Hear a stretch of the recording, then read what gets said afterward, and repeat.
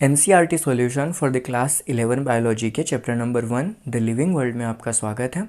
यहाँ पे question number 1 आपका हो चुका है। क्वेश्चन नंबर 2 में पूछा है why are the classification system changing every now and then.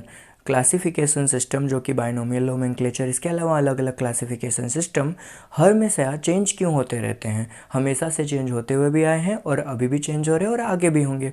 तो इसके कुछ मेन पॉइंट्स हैं। तो सबसे पहला पॉइंट है आपको, millions of the plant and animals and micro organisms are found on the अर्थ।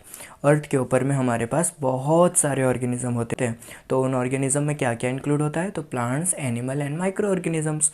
तो दूसरा पॉइंट है, many of these have been identified by the scientist while many new species are still being discovered around the world. कुछ बहुत सारे आपके organism ऐसे हैं जो कि आइडेंटिफाई हो चुके हैं, किसके द्वारा, साइंटिस्ट के द्वारा। उसको अलग अलग स्पीसीज़ में रखा गया है और बहुत सारे तो ऐसे ऑर्गेनिज्म हैं जिसको डिस्कवर करना हमारे लिए आज भी बाकी है।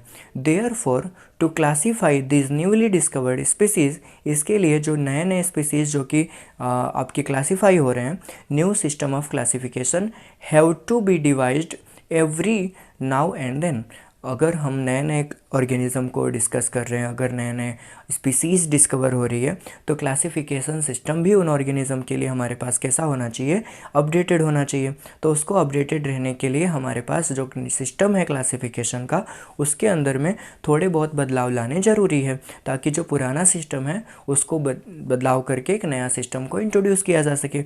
This creates the requirement to change the existing system of the classification. और ये जो है आपका अगर नए ऑर्गेनिज्म, नए स्पीसीज़, नए जीनस की डिस्कवरी हो जाती है, तो इसके लिए आपको नया सिस्टम भी बनाना पड़ता है। और नया सिस्टम बनाने के लिए आपको पुराने सिस्टम की रेफर आप ले सकते हो, पर हमेशा आप नए सिस्टम को ऐसे बनाओगे ताकि जो ऑर्गेनिज्म है उसका जो भी डिमांड है वो कुल पर्टिकुलर फुलफ़िल हो सके।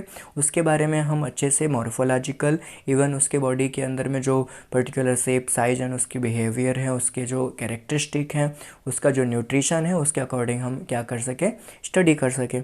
तो बस इसका आंसर इतना ही है। ठीक है, हम मिलते हैं क्वेश्चन नंबर 3 में। तब तक के लिए स्टे ट्यून्ड।